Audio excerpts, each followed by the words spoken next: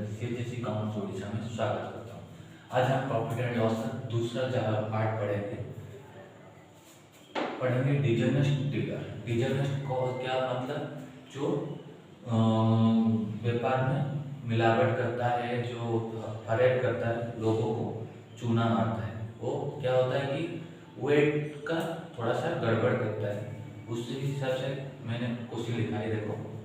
A dishonest trader offers to sell the goods cost price but uses false weight 950 grams instead of kg. Find his profit or percentage loss. क्या किया ना, उसमें खरीदा था sir, उसमें उसका cost price से 1 kg converted into grams. Why he converted into grams? Because तो इसमें ग्राम में कुछ है तो हमको ग्राम में ही करना पड़ेगा। वो केजी में होता था, केजी में करते 1 किलो 1000 ग्राम। बट उसका सेलिंग कितना है, सेलिंग प्राइस उसको कितने में बेचता है, 950 ग्राम में। वो खरीदा है 1000 ग्राम में, बेचता है 950 ग्राम में। उसका प्रॉफिट होता है कितना, उसका प्रॉफिट 1000 माइनस 950, 50 ग्राम का मुनाफा हो रहा है, मतलब प्रॉफिट हुआ है 50 ग्राम का। तो percentage of profit, percentage of profit कितना होता है ना, profit by cost price. Cost price कितना है 1000, उसका सेलिंग प्राइस जो है 950, वो हो गया उसका सेलिंग इनटू अप्रोक्सीमेटली 5.67% उसका प्रॉफिट हुआ है। ठीक है, उसके बाद उसका जो एक ऑल्टरनेटिव हो सकता है, हम इसको भी ऑल्टरनेटिव वे में कर सकते हैं। कैसे, देखिए उसका क्या होता है कि हमें उसका जो रूल है, ट्रू वैल्यू निकालने के लिए error value minus by selling value into 100। Error value कितना हुआ 50, सेल कितना में हुआ 950 इनटू 1000, 5.67%। समझ गए। अब देखिए, मैं और एक क्वेश्चन लिखा है। A dealer in spices gave 100 grams per kg by dishonest means of purchase and refers customer to the extent 100 grams per kg. If the price is 64 kg and sell it to 72 per kg, then find its percentage, profit percentage. देखिए वो क्या कहता है ना, पहले जो खरीदारी करता है 1 kg कितना ग्राम होता है ना, 1000 ग्राम, उसमें वो प्रॉफिट करता है 10 ग्राम 100 ग्राम गेन करता है, मतलब उसका हो गया प्लस कितना 1100 ग्राम खरीदारी करता है। लेकिन वो जब भी सेल करता है उसके बाद कस्टमर को फ्रॉड करता है। फ्रॉड मतलब वो ठगाई करता है, कितना ना 100 ग्राम काट देता है, तो उसका सेलिंग कितना होता है ना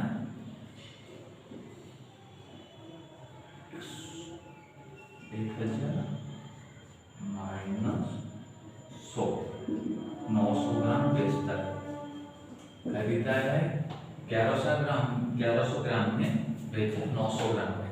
उसका सेलिंग प्राइस कितना है ना 72, उसका क्या है ना 900 gram selling cost price, then selling price is 72 per kg। 1100 gram equal to 72 by 900 into 72 by 1100, how much? 88 rupees, 88 rupees। then उसने तो इसी में लोगों को बेच रहा है, लेकिन उसका कॉस्टिंग कितना होता है ना, उसका कॉस्टिंग कितना होता है ना, जो बाय करता है तो 1 kg को 64 रुपया उसको लगता है। तो देखो उसका जो परचेज का मैं निकालता हूँ, परचेज का जो निकालता हूँ क्या होता है ये है कि उसका 1100 ग्राम खरीदार करता है कितने में, 64 रुपया में। तो उसका हो गया, वो सेल करता है 88 में, खरीदारी करता है 64 में, उसका प्रॉफिट कितना हुआ ना, 88 माइनस 64, हाउ मच, 24। तो percentage of profit how much, 24 by 900 into 100, 37.5% उसका प्रॉफिट है। क्या करता है ना, पहले जो खरीदारी करता है उसमें 100 ग्राम का प्रॉफिट मिला, उसके बाद वो कस्टमर को 100 ग्राम का चूना लगा दिया, तो उसने खरीदा है 1100 में लेकिन बेच रहा है 900 में, तो उसका प्रॉफिट सेलिंग हो रहा है 88 रुपये, लेकिन उसको लगता है खरीदारी करने के लिए कितना रुपये लगता है, 64 रुपये लगता है, लेकिन 88 में बेचता है, तो प्रॉफिट हो गया 44। तो परसेंटेज ऑफ प्रॉफिट कितना हो, 24 by 900 into 100, 37.5%। Percentage of profit equal to 24 by 64 into 100, how much, 37.5%। अब मैं और एक लिख रहा हूँ, देखो डिटरमिनेंट डीलर के बाद मैं और एक हेडिंग दिया है, good passing through successive hands. क्या होता है ना, पासिंग मतलब एक से दूसरों को ट्रांसफर करना, दूसरों से तीसरे को ट्रांसफर करना, कैसे सक्सेसिव वे हो रहा है। देखो X sell to Y, X sell to Y, then Y sell to Z, तो उसका जो कॉस्ट प्राइस है उसका है सेलिंग प्राइस, उसका कॉस्ट प्राइस उसका सेलिंग प्राइस, समझ गए। जो उसने बेचा वो हो गया उसका सेलिंग प्राइस, जो वाई ने उसको बेचना शुरू हुआ उसका कॉस्ट प्राइस हो गया जितने में खरीदारी किया था। तो देखो X profit of X sell to Y at profit of 20%, तो let cost price 100, then profit 20%, then the selling price is equal to how much, 120 to y, then the y cost price how much, 120, then cost price of y equal to 120, then he sold it to Z at 25% profit, then how much, at 25%, then y sell to Z, देखिए बहुत बोलो, y sell to Z, how much, ना cost price of 120 is the selling price of y equal to now converted into cost price of y, then y क्या करता है ना, उसको 120 रुपये में किसी को बेचता है ना, जेड को 25% रख के, तो 25% एक्स्ट्रा में बेचता है, तो कितने में 125 by 200 into 100, sorry 120, 125 by 25%, 125 by 120 into 100, अपना 100 रुपया। उसका क्या होता है ना, वो अभी किसी को बेचा ना 150 रुपया में, किसको बेचा, जेड को, तो जेड जब 225 पे कर रहा है इसको, तो पूछ रहा है कि एक ने कितना पे किया होगा, तो देखो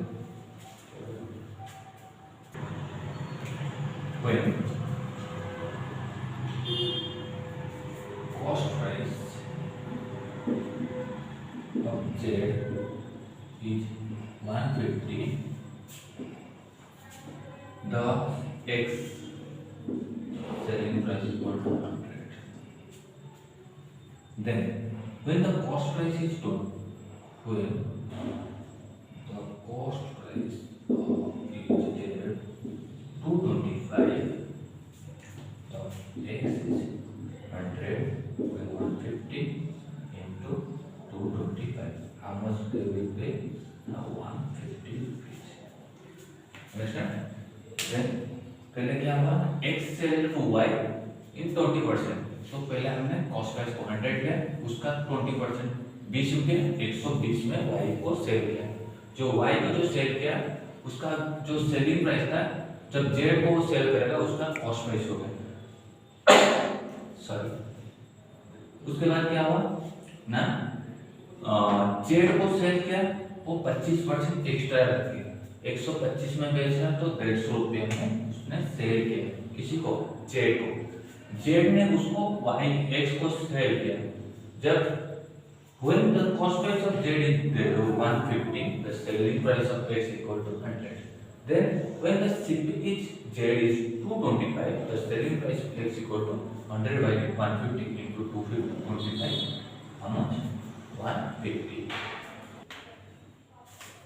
अब देखिए मैं और एक एग्जांपल लिखा है, a man sells an article at loss of 10%, if he had sold for 30 more he will get 5%। Then वो क्या होता है ना, पहले क्या हुआ ना, एक में लॉस हुआ 10%, एक में गेन हुआ कितना ना 5% उसका गेन हुआ है। तो लेट कॉस्ट प्राइस 100, लॉस हुआ तो 10%, सेलिंग प्राइस कितना हो गया 90, और एक में 5% गेन हुआ है। तो एक का वही सेलिंग प्राइस था 100, कॉस्ट प्राइस इस पे कितना हुआ 5% बढ़ गया तो 105। तो उसने एक में 90 में बेचा, एक को 105 में बेचा, तो उसका प्रॉफिट कितना हुआ 105 माइनस 90, 15 रुपये। ओके, तो उसका प्रॉफिट हो गया। तो फाइंड द कॉस्ट प्राइस। जब हम क्या करेंगे ना, 15 रुपये में जब बेचेंगे, when the selling price 15, cost price how much 100।